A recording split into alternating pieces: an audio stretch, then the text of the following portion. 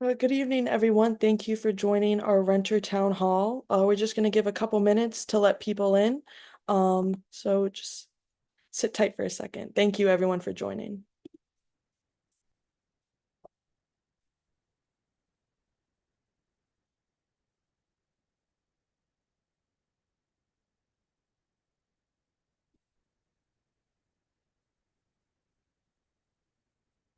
Good evening, everyone. For those of you just joining, this is our renter town hall with the Renters Alliance. We're just giving a couple minutes for everyone to be let into the room, and then we'll get started. We have a good agenda for you guys tonight. Thank you for being with us.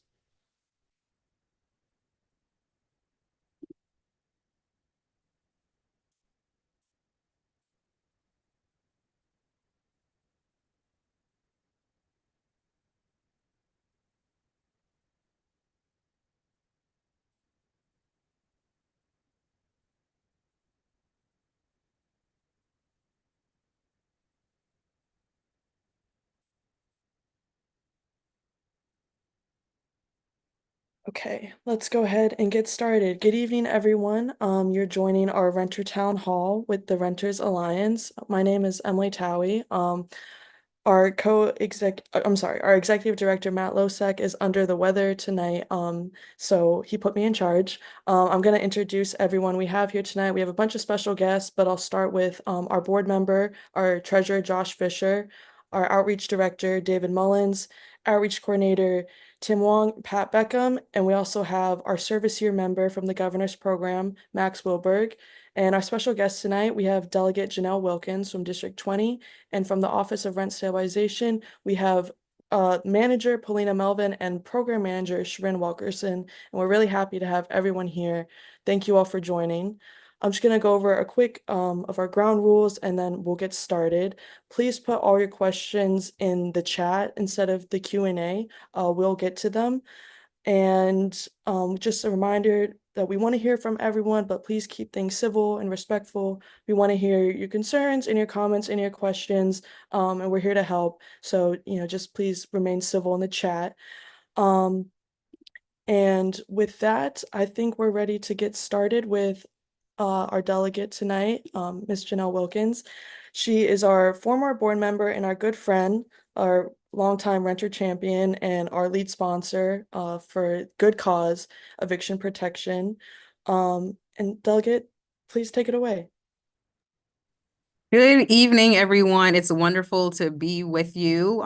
Very glad to return to my roots at the Renters Alliance, especially as a former board member. I want to thank Emily for the excellent job she's doing tonight and stepping in with Executive Director Matt Losek being a little under the weather and just saying hello to the wonderful, amazing team that is before us that helps to ensure that our renters' rights are protected and that we are advocating for our residents in Montgomery County and across the state. So thank you for all of your excellent and important work.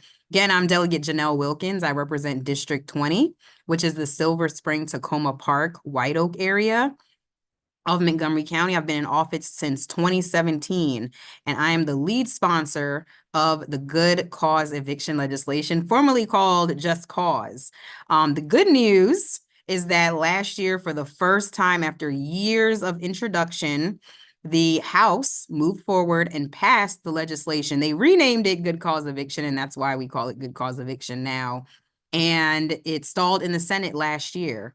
As you know, and it's very important to know that legislative session is 90 days. We have 90 days to get the job done, to pass a budget and pass critical legislation for the people of Maryland, especially at a time like this with all that's happening in the federal government. It's so important that we're in session able to address issues that impact our residents.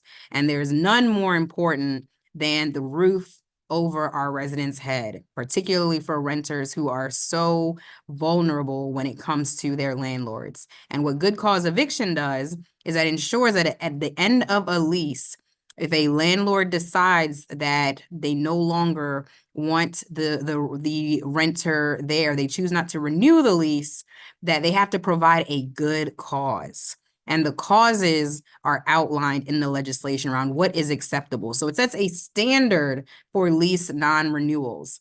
I rented for a long time in downtown Silver Spring, and I would definitely remember the time when the lease renewal comes around. And are you going to be able to keep that place when you find a place that you can afford, that is safe and healthy, and you want to stay? To be displaced, we have to make sure that it's for a good cause. So that's a reminder about what this legislation does and its impact. So this year, the bill will actually be heard next week. So we are looking to make sure that we have a strong hearing in the House. It'll be heard next week in the House and the Senate.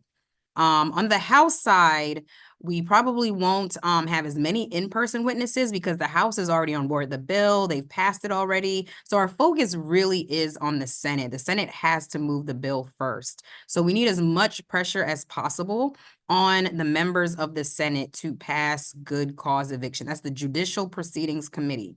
And the chair of that committee is my senator, our friend, Senator Will Smith, the chairman of that committee. So we want to make sure that we are reaching out, that you are making calls, that you are sending emails. You're able to send written testimony into the committee as well. So even if you can't testify in person, they are limiting how many people can come and testify in person since this bill has been heard before. But you are more than welcome and able to send in written testimony. I'm proud to work with the Renters Alliance on this bill, along with the Renters United Maryland Coalition on this legislation. And it is House Bill 709. I see the question in the chat, what's the bill number? House Bill 709. I think someone might have put a copy of the information. It's next Thursday, February 18th at 1 o'clock that the bill will be heard in the Environment and Transportation Committee, and the Senate bill will also be heard on the same day. So I'm happy to take any questions, but that's the gist of it. The strategy is pressure the Senate. We need it to move and get a vote in the Senate committee, which is judicial proceedings. We do have the hearing in the House and still want to have a strong, good hearing, but we know that our battle is not with the House, it's with the Senate to make sure that it moves this year. So please, it's the 18th, so I might have said the wrong day of the week, but it's the 18th. So I do appreciate all of the advocacy. It's taken us a long time to get to this point, everyone, but it's because of you. It's Tuesday, the 18th. Tuesday, thank you, apologies. Tuesday, the 18th. But we've gotten to this point because of everyone here, your advocacy and your voice, and we will get to the finish line. So thank you again for your time and your attention and your advocacy. The hearings are the same day, same time. So you can watch either or both. Thank you so much, Delegate. Thank you for introducing this bill and for giving us the update tonight. So the Renters Alliance is gonna be there on Tuesday. But so for folks, do you know what the number of witnesses for in person, like what the max is on that? I think that the Senate has a max of 2 people, Okay, perhaps. I think 2 for and 2 against. They're keeping it very small just because this bill has been heard several times before. right. Okay. On the House side, I don't think that they have a max. However, because the House already supports it, we want to be we want it to be manageable and not overwhelm the committee, Sure. since they're already on board. So we are going to keep it small in the House. I know someone's asking about how to submit written testimony, so I'll put some of the information about submitting written testimony in the chat as well. Look for that. You do have to create a MyMGA account in order to submit testimony, but it's pretty easy to set up an account and then go into the system, choose which bill you would like, and upload your testimony. You just have to be careful about the deadlines on when it has to be uploaded to make sure that you do it timely. If anyone watching right now wants to submit written testimony, you can reach out to Renters Alliance if you're having trouble finding the link or uploading. We can help walk you through that. It's fairly simple. And I believe that we looked this up the other day. I think if the hearing is on Tuesday, the deadline is Friday between 8 a.m. and 6 p.m. This But Friday. maybe okay. Yeah, thank you, David. Yeah, so if anyone wants to submit written testimony, please do so by 6 p.m. this Friday to make sure that your testimony gets submitted.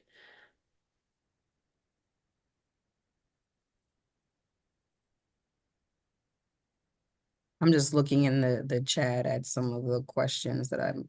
Yeah, I see some questions that we can get to later about some rental assistance programs and other rent increase issues. But if anyone has a question specific for the delegate, before she has to run, now would be the time to ask. And if we can't get to it tonight, you can send it to us, and we can try to find out for you all and let you know.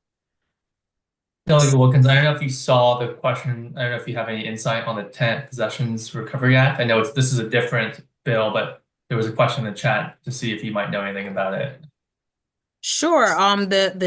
That legislation, which I see is HB 1114. That bill is another important bill, and what it does, it requires a landlord to give 2 weeks notice before a scheduled eviction date. So the actual date that the sheriff is coming to and the landlord are repossessing and putting a tenant's things outside, basically, that it be scheduled and that there's 2 weeks notice that is given.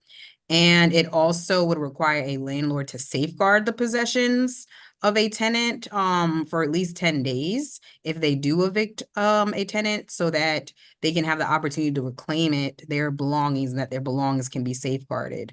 So that's another really important bill this legislative session, particularly for our renters who find themselves in eviction proceedings. And we know even in my district, sadly, we've been seeing a wave of evictions, and that's something that would be really helpful. So I have to look to see if that hearing already happened or not, but that's what I know about that bill and what it does.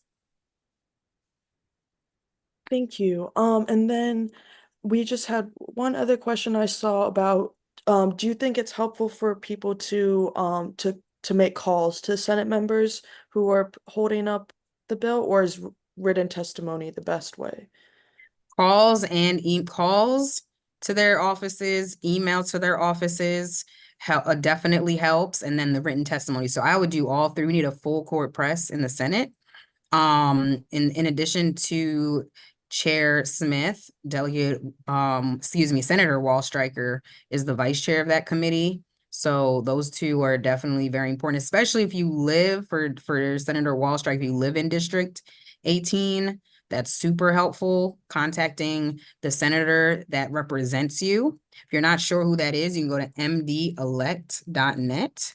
And see who represents you, because as members, we prioritize hearing from our constituents. So if I hear from someone in District 20, I'll prioritize their views a little bit more than someone who's outside of my district. So contacting the committee members, but also making sure that you reach out to the people who represent you is really helpful. Yes, definitely. Any questions from staff for the delegate before we let her head on to her next meeting? If not, I was just gonna say, from the Renters Alliance that, if you've been on our town halls, you hear us talk about good cause all the time. We think that this is, after the budget, this is the most important bill of of this session. And it's a huge priority for us.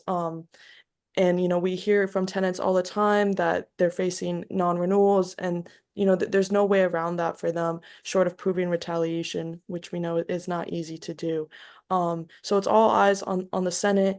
We'll be there on Tuesday. It'd be great if any of our attendees tonight want to send in written testimony or come down to Annapolis.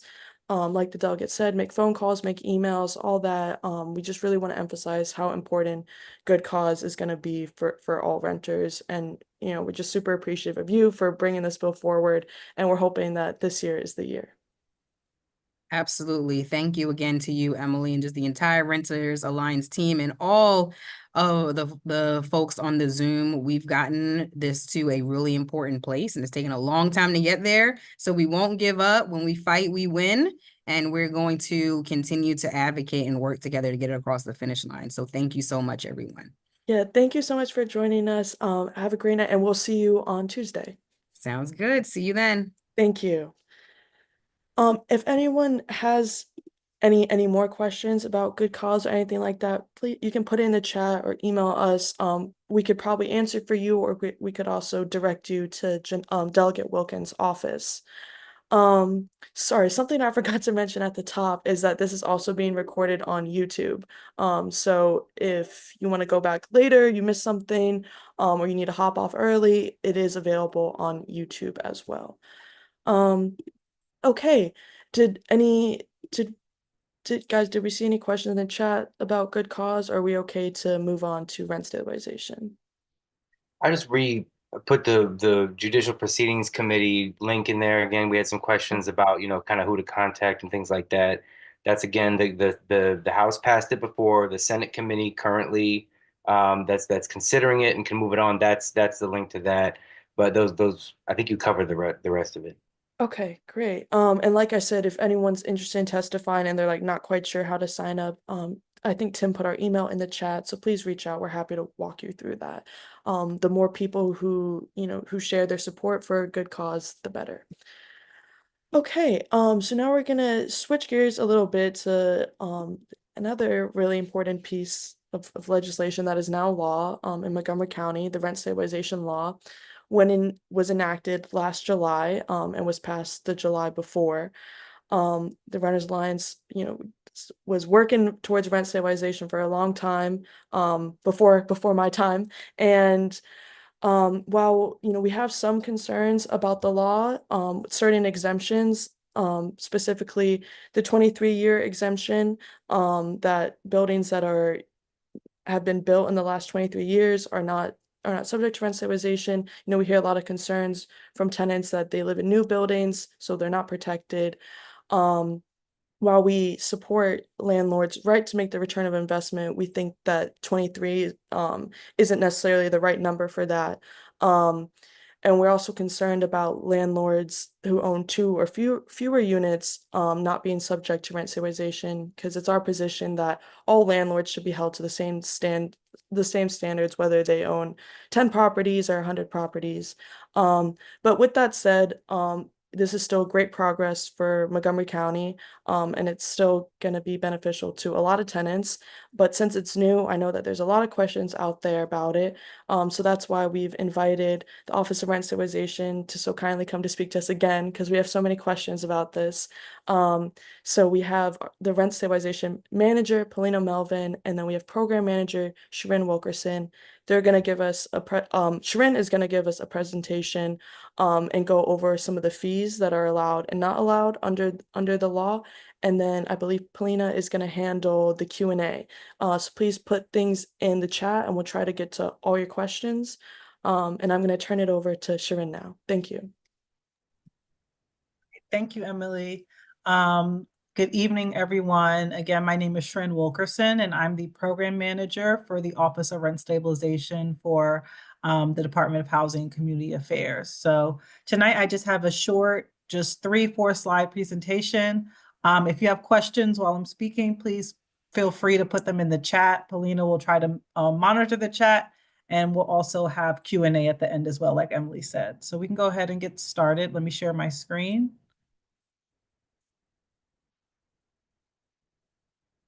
All right, can you all see everything? Okay, thank you. So before we get into the fees, I just wanted to give a quick overview about the rent stabilization regulation in general. So not all rental units in Montgomery County are considered rent stabilized. There's a few criteria that determine if your unit is rent stabilized or not. One of them being, as Emily mentioned, the 23-year period of being offered for rent. So there's 2 different units that we cover. There are 2 different types of rental units in Montgomery County. So there are the regulated units that fall under rent stabilization and the exempt units. So I'll just do a quick comparison between the 2, and then we'll jump into the fees. So for regulated units, regulated units are the units that are covered by rent stabilization. The increase that the allowable rent increase for those regulated units is the CPIU plus 3% or 6%, whichever amount is less. So this year's CPIU, I believe, was 3.3%. So 3.3 plus 3 is 6.3, which means that the allowable rent increase for this period, as of right now, as of today, is 6%. We will be announcing a new allowable rent increase that will go into effect on July 1st of this year, in a couple weeks. So we'll send out communications to that, and we'll definitely, more than likely be back here to talk to you all again about how that, how the new CPI changes things and what that means for you all. So if you live in a rent stabilized unit, it's important to remember that the unit's rent may only be increased once per 12-month period. And that is except for multi-year leases. Excuse me, sorry. Okay, sorry. That is except for multi-year leases, which must have the same rent for the entire lease term. So if you live in a rent stabilized unit and you sign a lease that's longer than a year, your rent for the first year, the rent amount applies for the entirety of the lease term. So we have an example here to walk you through this. So say, for example, there's a unit, the rent was increased on January 1st of this year. The tenant moves out in June. Because that unit is rent stabilized, the landlord may not increase the rent on that unit for a new tenant moving in, be it, later that month in June or any time that year. They must wait until at least 12 months after the last rent increase. So that would be until 2026 to increase the rent. And even then, the increase must be limited to the allowable rent increase. So increases can only be applied at the time of a new lease or for renewal. And again, like I said, no mid-lease increases are permitted. So next we have the exempt units. So these are units, as Emily mentioned, one of the criteria for an exempt unit would be if the owner of that unit owns 2 or fewer. So these units are not limited in their rent increase, but the county and our department always recommends that it falls somewhere within the voluntary rent guidelines. That number is also available on DHCA's website. I believe this year it's 2.7. And so that the new VRG will be released as well in a couple weeks. So for exempt units, a tenant's rent may only be increased once per 12-month period, but the landlord may increase the rent for a new lease. So for example, this is a different unit, stabilized. The rent is increased on January 1st of this year. A tenant moves out at the end of the lease on June 2nd. And so because this unit is exempt, the landlord is allowed to increase the rent for a new tenant moving in. So for exempt units, increases can only be applied at the time of a new lease or at the time of a renewal. No mid-lease increases are permitted unless there is a multi-year lease. So those would be the leases with step increases. And though that increase must be clearly defined in your rent increase notice and in your lease. So those are important things to remember. So that's just a quick overview about rent stabilization in Montgomery County. We'll jump about the allowable rent increase limitation. So we'll jump right into the fees. So as I previously mentioned, there are stabilized and exempt units within the county. So these fee limitations that are in the executive regulation only apply to the rent stabilized units. So if you live in an exempt unit, then your landlord does not have to follow this executive regulation. So for the regulated units, there are regulated fees, which I'll go over in the next slide, but there also are a few exceptions. So a landlord is allowed to charge for optional services that a tenant chooses to participate or enrolled in. So certain things would be, access to the gym, access to the dog park, access to the pool, certain things for certain services that aren't necessarily mandatory or required to being a part of that rental community. It's important to note that the optional services cannot include anything that impacts an entire community, or they cannot, optional services cannot be charged a fee for anything that requires unit access, maintenance, or lease compliance. So examples of both of these would be, we see some of the newer buildings, or some of the buildings in the county themselves have the electronic key fob. So you have to, kind of swipe the door in order to get in. So because of that,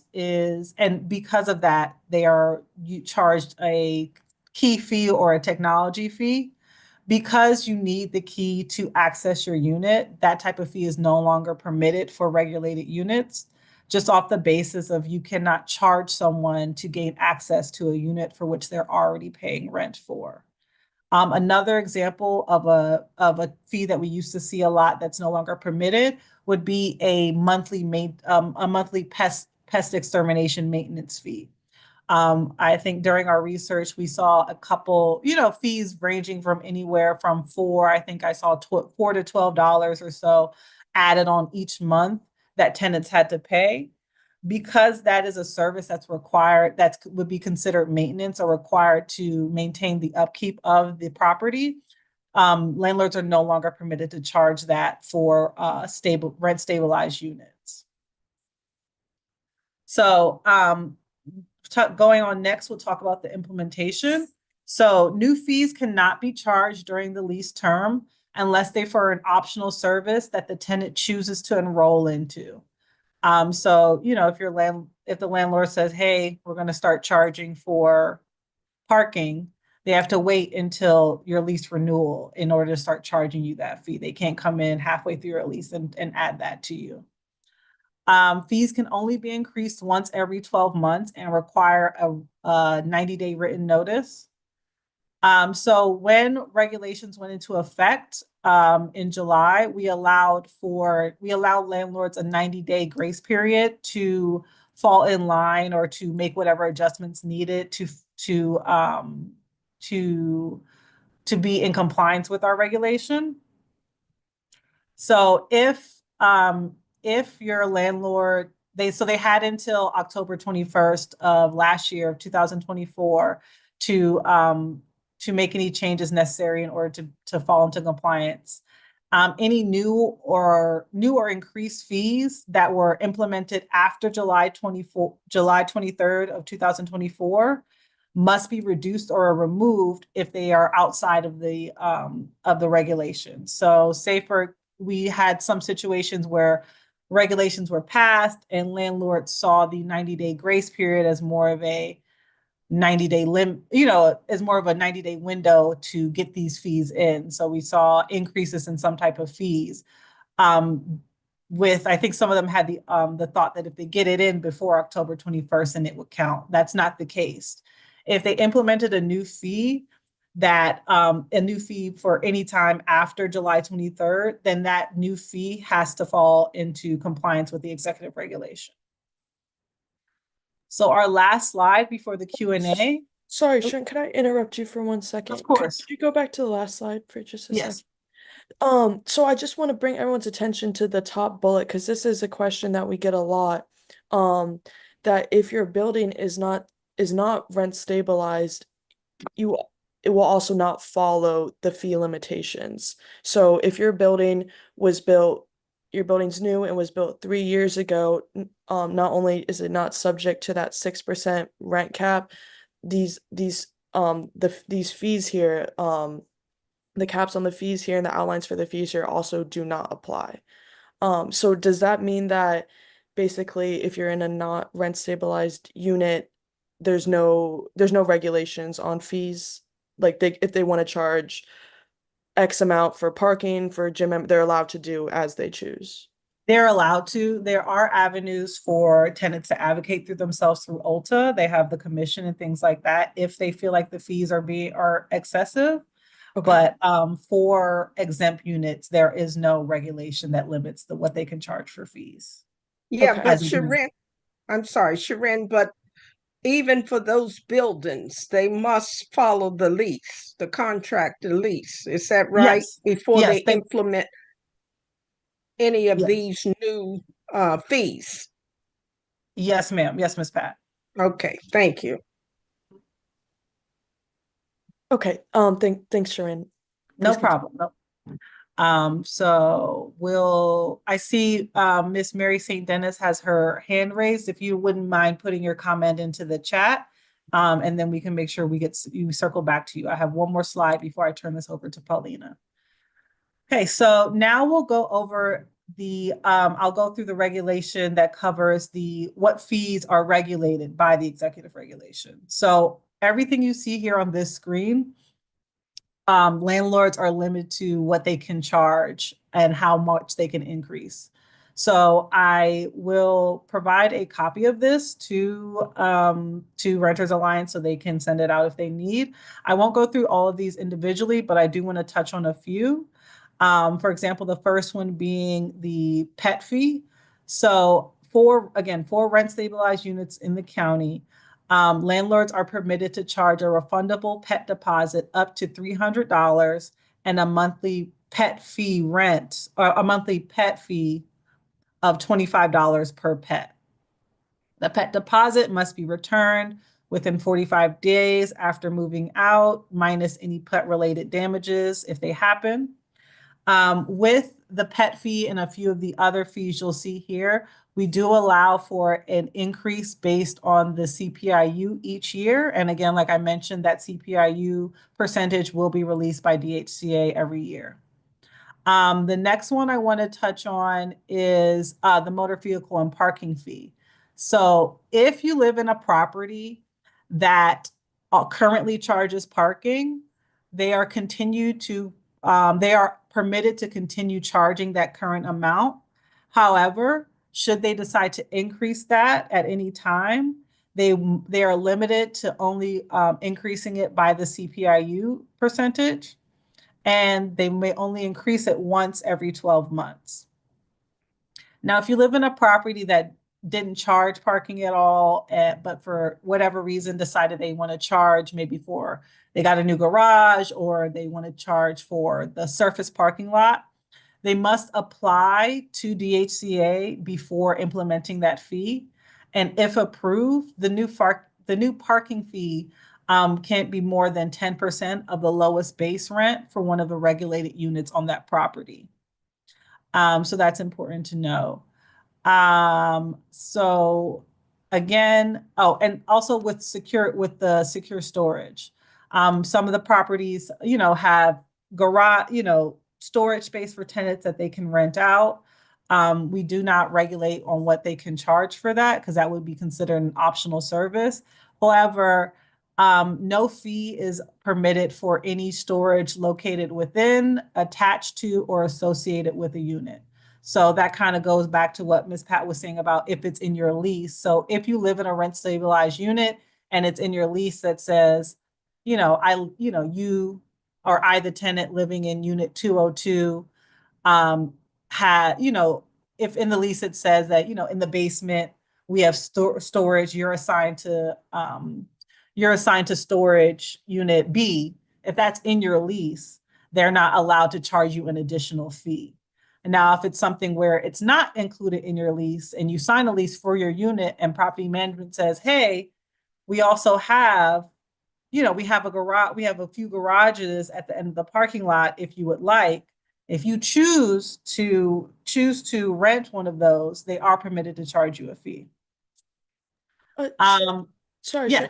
in that example for the storage, so if you move in and in your lease it says basement storage unit is included, but then when you renew the lease, are they allowed to then charge for that same storage unit? So this would be a matter of if at the renewal they try to take that clause out of your lease. And so Right, I don't know the answer to that. Okay. But so I don't want to give you the wrong information, but that is important. Let me actually write that down. And if Okay, thank you. if Paulina's unable to answer it, then I can get back to you or Matt with that question. Yeah. Because I do Yeah. know, I do feel like one of our program specialists may have had something like that similar come up, but I'm just not sure. Okay. So the Thank charge is actually usually the Okay. third party. So the landlord cannot charge for the packages. And I know it's a big thing right now among tenants. No, A sorry, lot of, Paulina, yeah. this isn't for the packages. This would just be for like a storage unit. So Emily is saying that like this year I lived in a building that had a basement storage unit that was in my lease. When the Mhm. renewal comes, they've taken the storage unit out of my lease and now want to charge me a fee. Well, it will depend if that unit is still associated with the unit. So if it's you live in unit 101 and the storage says 101, Mhm. then no, they cannot charge you. But if they rip off a sign and now it's up for grabs for anybody, then yes, they can charge you for it separately. Okay. So in general, fees can be added at a lease renewal if they change it so it's no longer tied to your unit. Correct. Okay. Yeah. Thank you. All right. Thank you. So, thank you, Paulina. I will turn this over to Paulina to answer any other questions. Again, thank you to everyone. Thank you, Emily, and thank you, Matt, and the rest of Renters Alliance for having me here. Thank you. Yeah, Thank thank you. you. That's All very right, Thank you, Paulina, I'll Sharon. let you take over. I've Um, been trying to keep up with all of the questions in the chat. Does- Emily, I'm sorry, did you want to say something? Yeah, sorry. David or Tim or something, do we want to pick out a couple questions to give to Polina that we saw in the chat? Sure. I think you're in the middle of explaining the packages fees. Oh, yes, please. Sure. Yeah, because we have been contacted by numerous tenants who are being charged to receive a package.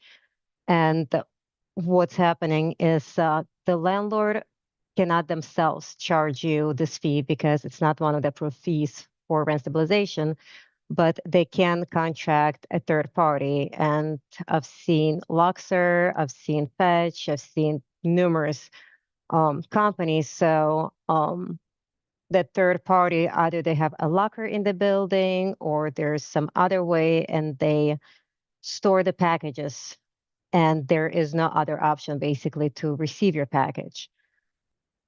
The thing is, because it's a third party, yes, they can do that. They can have this optional charge to have your package inside of a locker, and then you can access your locker that will have your Amazon package. And unfortunately, unless you sign up for the service, you may not receive a package at the property. And this is just for packages. I don't believe this for mail. The mail, they must deliver your mail to you. It is allowable. And somebody, I think, asked if it can be once a year or it's a one time. It all depends what the contract is for. It all depends on the third party, how they're charging. Most I've seen was most of them are just one time fee. So, or if it's an annual fee. But yes, it is possible. Somebody asked if they can ask the property to just leave their packages outside the building or outside the front door of their apartment. This is something that you would have to discuss with your property manager. But the reason why they do contract this third party is because of the liability. They do not want to be liable for your packages, things go missing. They just don't want to have that liability. So when you sign up for the third party, they give you some kind of a warranty. But the short answer is yes, they may assess that charge. So a lot of ROBS questions.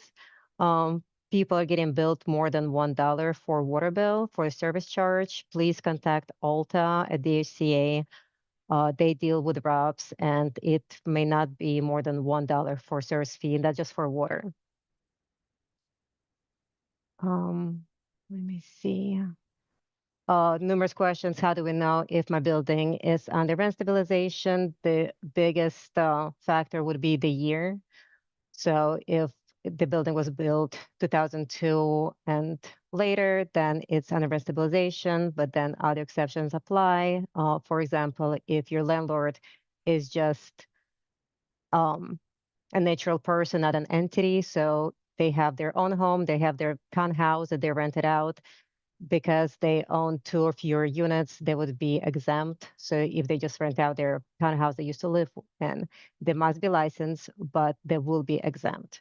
But if they only own one townhouse and it's registered as an entity, so say instead of John Smith, it's John Smith LLC, they will be under rent stabilization, and you can find all that information on the SDAT website.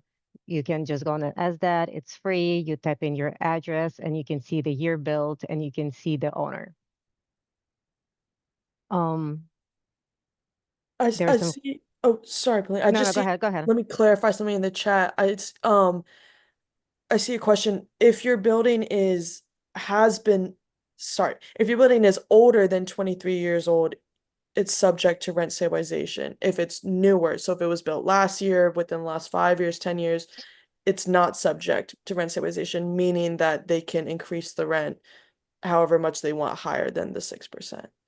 Correct. But there are other exemptions. So if it's an assisted living, if it's a school, if it's a hospital, those are all exempt. But the biggest factor, when somebody contacts us, what we look at immediately is, when was this building built? And then once we see the year, if it's say 1978, okay, who is the owner? We see a company. Okay, so it's a company, it's older building, there should be under rent stabilization. So those are the 2 main factors that we look at. But also MPDU units, those are exempt. And the units that have subsidy-based units, so only moderate and low income tenants are allowed to be in those units. Those are exempt because they follow the program's guidelines. So if the program for moderate income voucher holder has a max of how much they can increase the unit by, then they must abide by that program's rules. So they will be exempt from rent stabilization. They have to follow the program. But otherwise, older building, corporation, it's under rent stabilization. Well, there was a question in the chat about a pest control fee. Is that legal?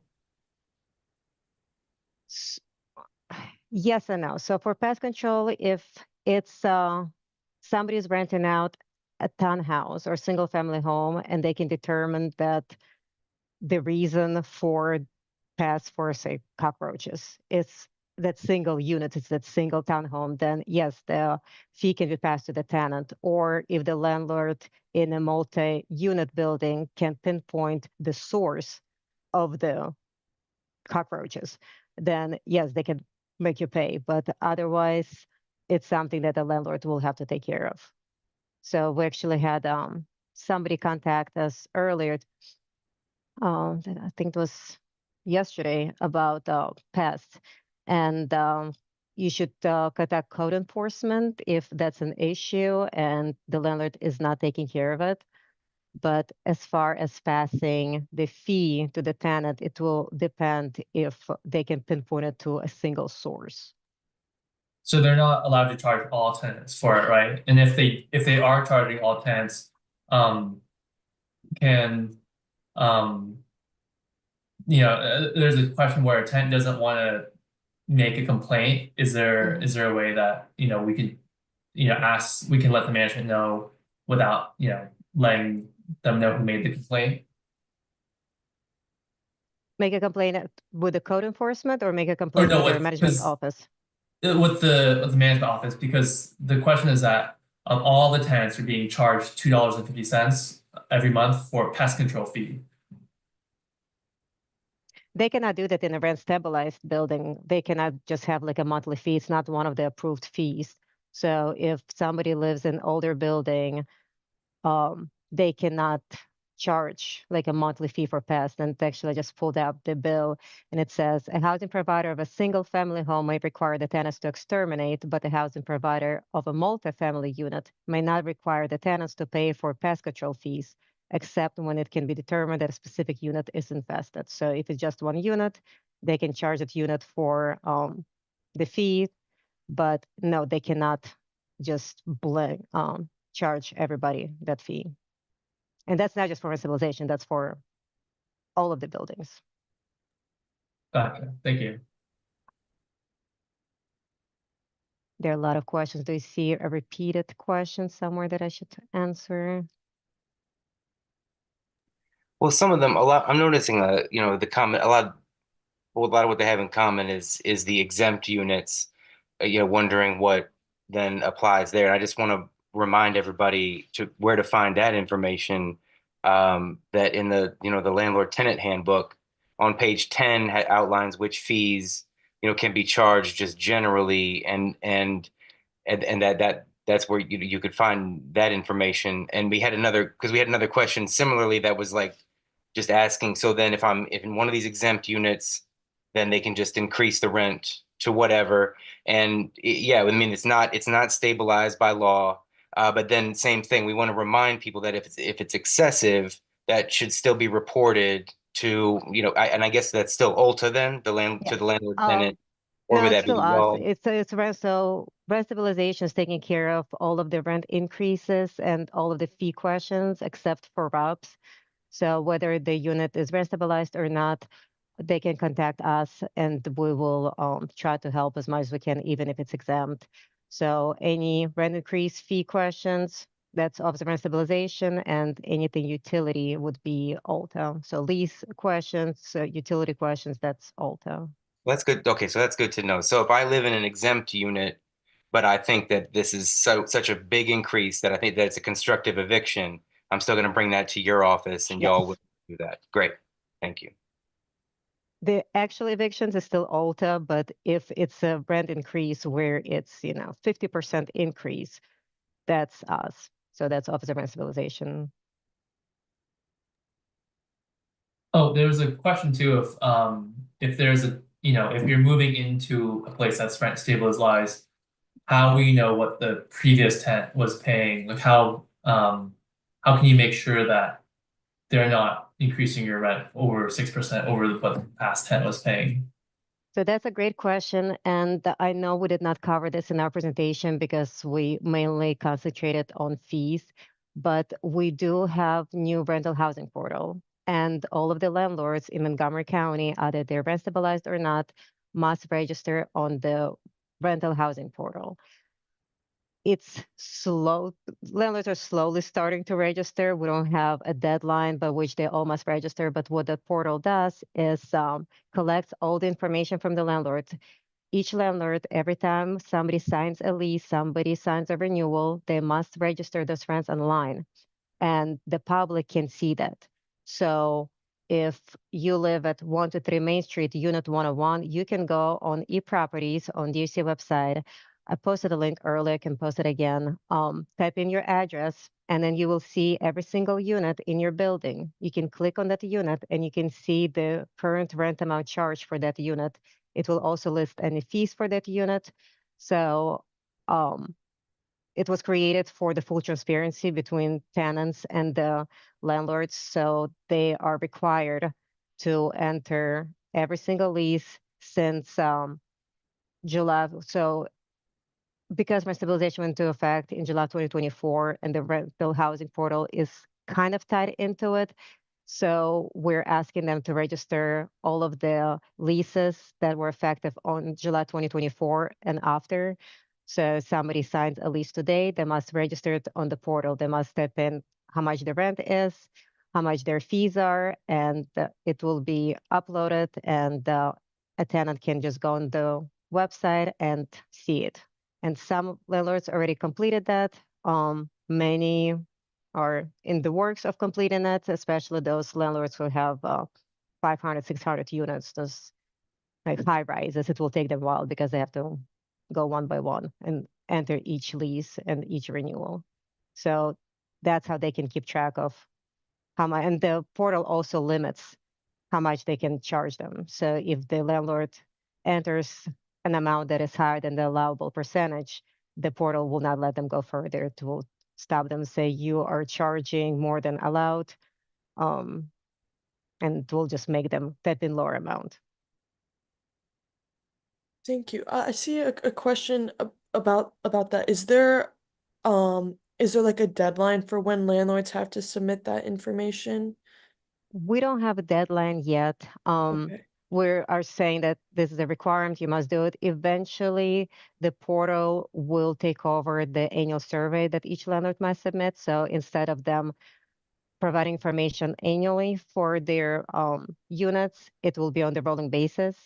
But it's in the works. The whole portal is in the works because it's new. It's still, we have all the main aspects of it developed, but there's still bugs as with any portal. The landlords are still learning how to use it, how to register their units, what they must register. So we don't have a firm deadline, but we're hoping in the next year or so, we will have majority of the landlords registered.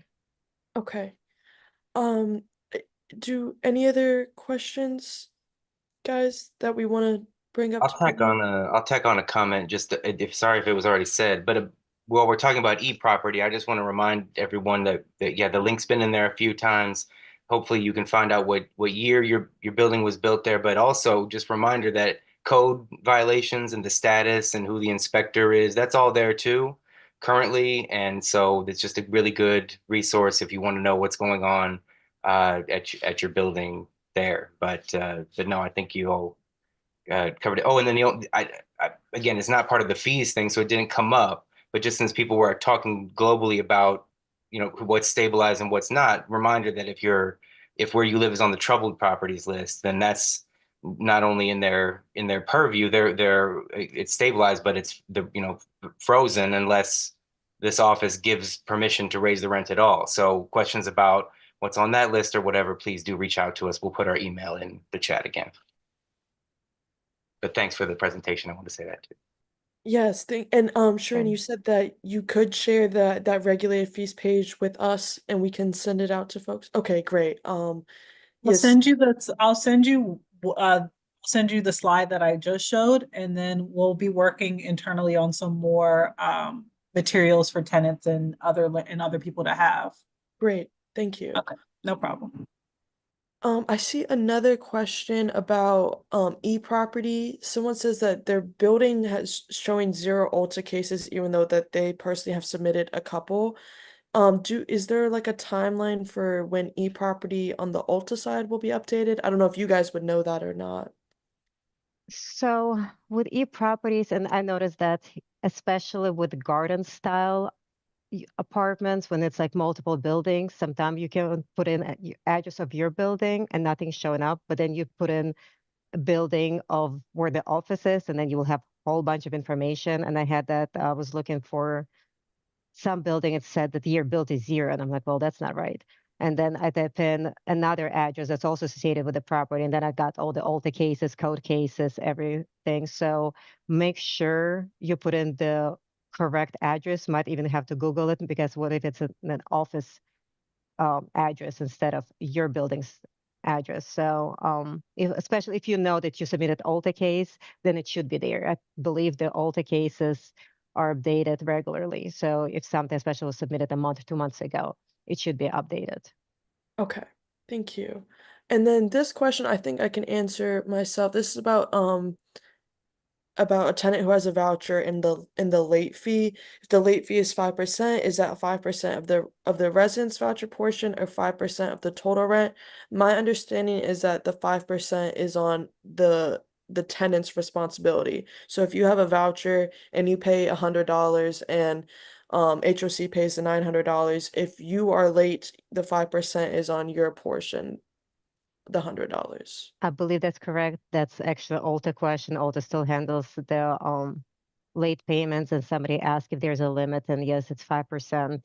But as far as voucher, I think you are correct that it's just the tenant's portion. Okay.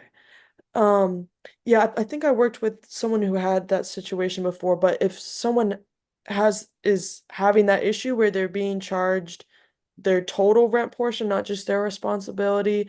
It sounds like you can take that to Ulta, and you can also reach out to us at Renters Alliance, and we can look at your lease, look at your HAP contract, and all that stuff.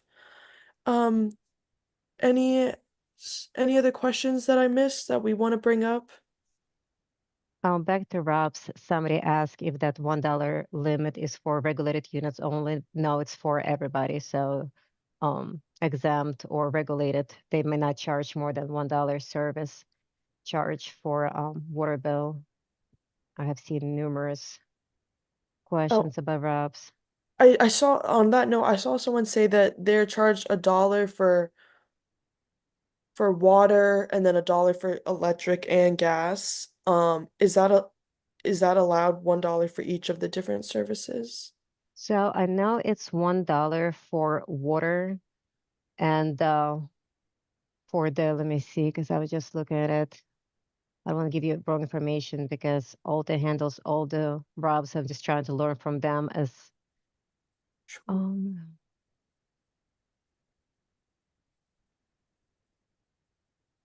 Montgomery County has several Robs regulation and requires must be followed by the water sewer utility.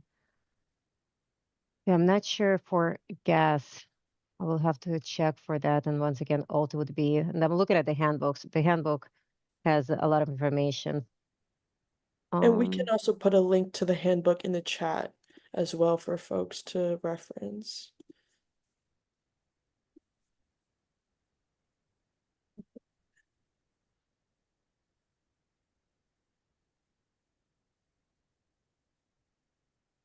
Yeah, they would have to contact because that's just for water. I'm not sure about gas.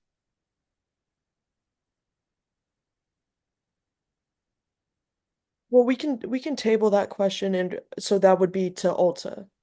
Yes. Okay. I know All it's right. confusing. So increases fees, rent stabilization, late fees, utilities, evictions, that's Ulta. Okay. Staff, any other questions before we let Polina and Sharon go? I think I'm not sure if we answered it, but on e-property, where is the construction date information? So if you click, if you enter an address or the community name, and then you go under, let me see, I believe you just click on rental housing portal and it should have that information. So address, you do search, you click rental housing portal, and then it should have the property name, license number, your build, and address.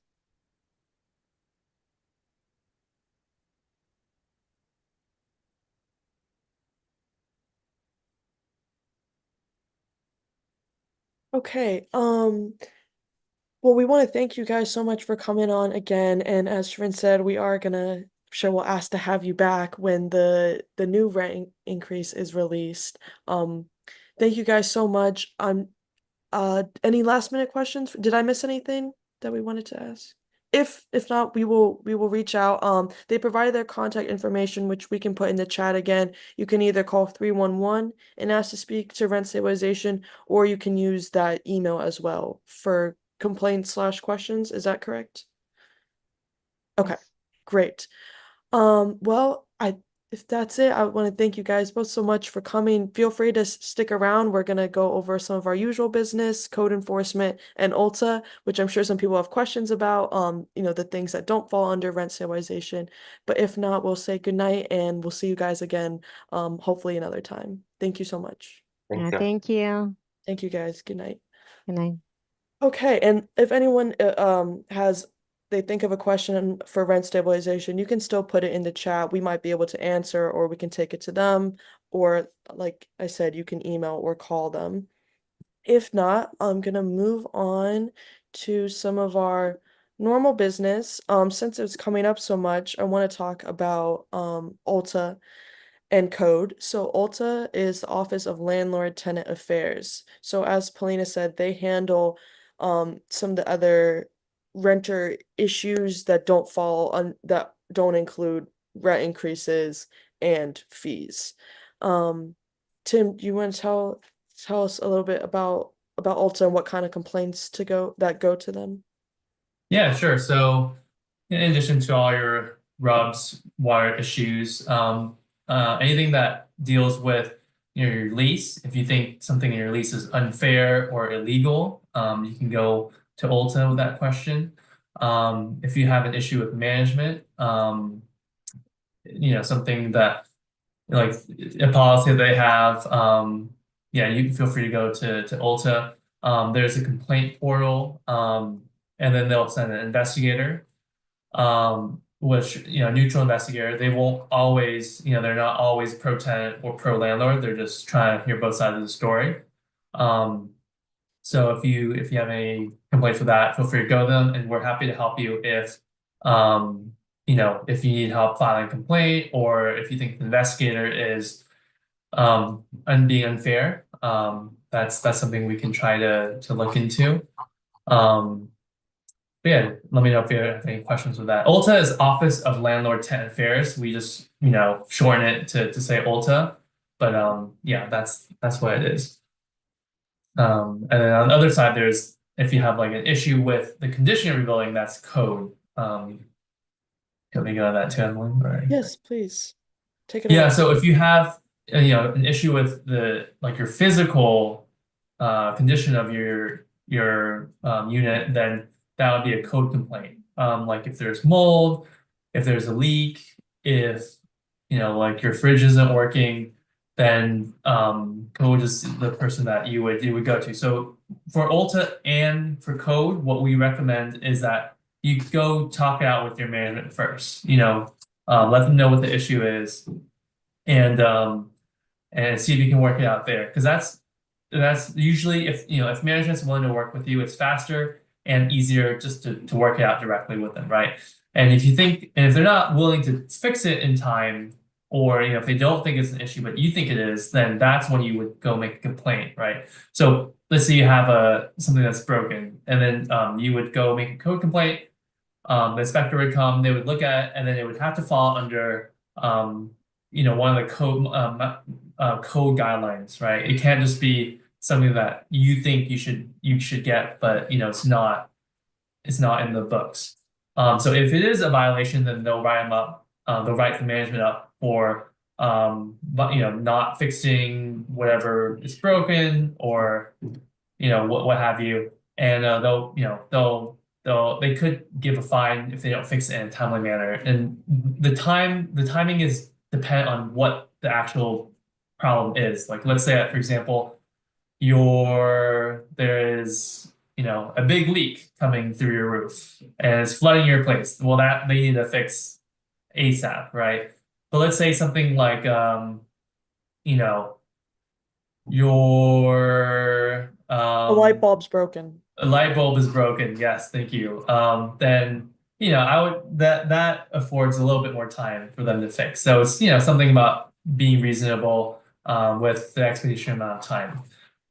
So, and keep in mind that each of there's the independent cities in Montgomery County, like Rockville, Gaithersburg, and Tacoma Park. They usually have their own code and Ulta departments. So if you live in one of the cities, go to them for any of those issues. Did I miss anything? No, I thank you. I think you covered it. And if you're not sure, if your complaint is Ulta or code related, you can reach out to us, and we can tell you which jurisdiction it's going to fall under. And like Tim said, if you're in one of those incorporated cities and you're not sure about that, there are address checks you can do online to see if you're in the incorporated city of Gaithersburg, but you can also reach out to us and we can help you find that information. Oh, awesome. We didn't touch on it, but like if you have a rent stabilization issue, then you go to our speakers, Polina and Sharon. But if you live in one of the three cities, Tacoma Park, Tacoma Park actually has rent stabilization. So, you can look into their policies, but Rockville and Gaithersburg does not. So if you live in one of the cities, if your building is older than 23 years, you're kind of out of luck for now. So that's something we're trying to change. Get in touch with us if you want to hear about the next hearing that those city councils are having. We've gone and tried to talk to those council members. I think both of the cities have declined on passing rent stabilization or trying to introduce that bill recently. But we're always trying to work our angle in. So if you want if you want to go testify or encourage if you live in those cities, encourage your city council members and let us know. Yeah, May I thank you, inter- Tim. Yeah, May I really interject important. 1 second, please? Yeah, go ahead, May I- Josh. May I interject 1 second? If David or Emily can put in the chat the email address to mayor and city council for both Gaithersburg and Rockville, it would be good to send to send emails to the city council expressing your support for rent stabilization in those cities. It would be a big help to, again, send emails and letters to both Rockville City Council and Gaithersburg to support rent stabilization moving forward. Yes, definitely. Thank you, Tim, for bringing it up and Josh for reminding us. Definitely, yeah, those cities are not subject to rent stabilization, but we think that they definitely should be. So please, reach out to both council bodies. Okay, if there's no questions about Ulta or code, then, David, would you mind telling us about the ACE program for those facing eviction? Yes, glad to. And because I'm really glad those things came up because it's all about jurisdiction, knowing what jurisdiction you're in, and so we've talked about city, county, and then state. Some of this is confusing because things like RUBS falls under state law, and so yeah, if you wanted to consult with an attorney about this, which especially if you're facing eviction, the state of Maryland has set aside funds for that. We're hoping they renew them in their legislative session this year for the Access to Counsel in Evictions, ACE for short, program. And then in Montgomery County, there's two legal service providers that are participating. It's CASA and Maryland Legal Aid. And I'll be glad to put their info. You can just dial 211 actually and just say you're looking for a housing attorney because you're facing eviction, and they'll connect you to one of the two of them when they find out you're in Montgomery County. But then also on a lot of this stuff, it's all. Please know there's a walk-in self-help legal center at the district court, which is where these cases happen. On the second floor, if you have questions there, they talk about all kinds of civil cases, which includes landlord-tenant. Please use that as a resource as well, because it becomes confusing with all these overlapping jurisdictions and what your actual options are. And so we encourage you to avail yourself of the legal resources that are available. If you're having trouble getting in contact with them, just like the other agencies, please let us know and we can try to be a bridge to those. Yes, definitely. Thank you. Pat, would you talk about the importance of tenant associations and how to be engaged and active when you're a renter? Oh, I'm sorry, you're on mute, Pat. Hello, I'm sorry. We just think it's important for each community or each building to have some kind of advocacy program going on within the building. We believe that there is strength in numbers. The rent office or property manager can't say that you don't have, for instance, rodents if everybody is saying the same thing. So it's just good to be able to have an association where you can discuss things, plan things, maybe get together once a month, once a year, and speak about what you need in that building or what you would like to have. It's just important, we think, to have that kind of networking. So we encourage every building to try to get some kind of tenant association going on, and we When I say we, I mean Renters Alliance will be more than happy to come to your building and help you with anything you may need to get started. Just Yes. let us know. Email us at info@rentersalliance.org, and we'll be glad to come and speak to you about it. The other thing I want to remind everybody is of the importance of voting. Just like Janelle was just saying, please find out who or what council member or who in your district think that renters have rights. Find out who would advocate for you. We have, like she said, this bill being talked about Tuesday is very important. Renters Alliance, along with Janelle, have been working on this bill for a long time. Good Cause is the name of the bill. And it's important that you know if whoever represents you think that it's important. So you need to find out who would advocate for renters. And I always say renters vote. Please vote.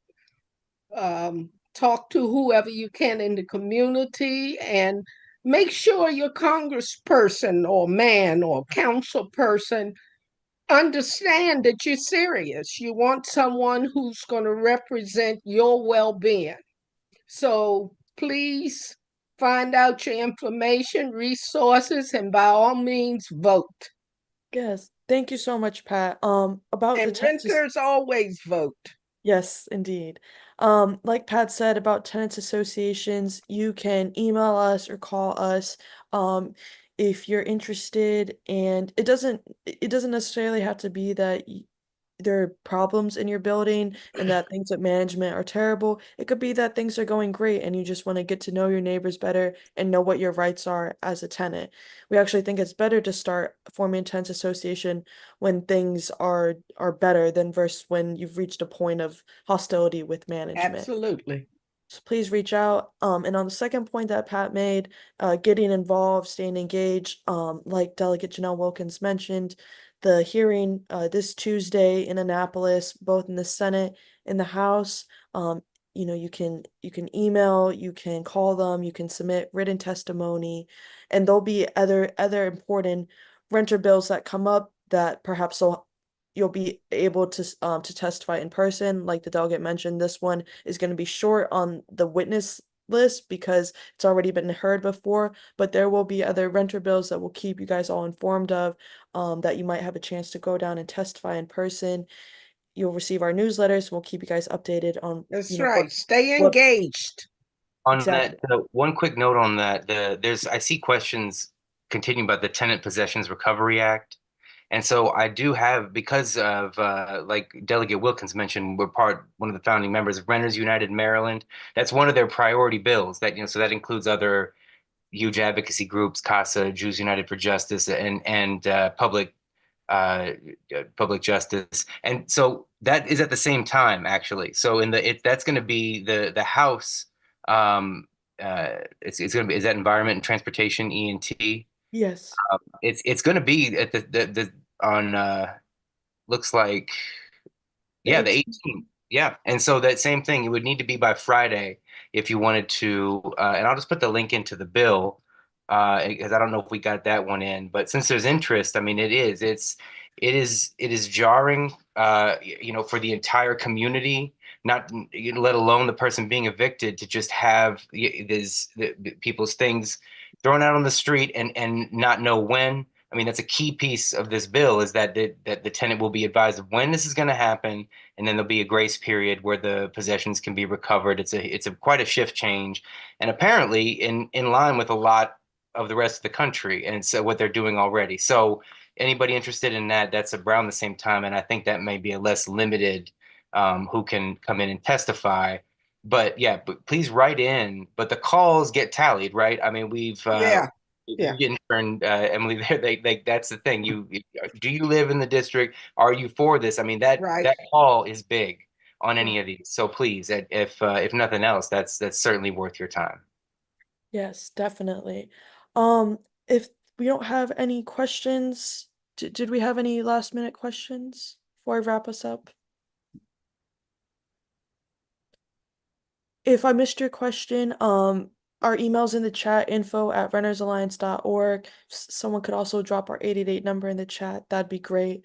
Our next town hall is gonna be Wednesday, February 26. 26th. Thanks, Pat. And we're going to be talking about the renter's tax credit. I believe we're going to have our friend Carmen from HIP come on to talk about that. And hopefully we'll also have some information on how to receive free tax assistance. So tune in to on Wednesday, February 26th, same time. As always, you can reach out to us with any of these issues. If you want to watch this back, it will be on YouTube. And I want to say thank you again to all of our special guests, Delegate Janelle Wilkins, who made time for us in her busy schedule. We're very happy that Good Cause is being heard on Tuesday, and we'll keep you all aware of the status of that. And then another big thank you to the Office of Rent Stabilization, Polina Melvin and Sharon Wilkerson, for coming to talk to us again and answer our questions, and we'll have them back on again. And then I want to thank our board treasurer, Josh Fisher, David Mullins, our outreach director, Pat Beckham and Tim Wong, our outreach coordinators, and our service year member, Max Wilberg. And then, of course, our executive director, Matt Losek, who is under the weather tonight, but should be back with our regularly scheduled programming in 2 Wednesdays. Thank you all for joining, and we're going to end a little early tonight. If I missed anything, Okay. feel free to. Advocate for your rights. We'll leave it off at that. Thank you, everyone, and have a good Everyone. night.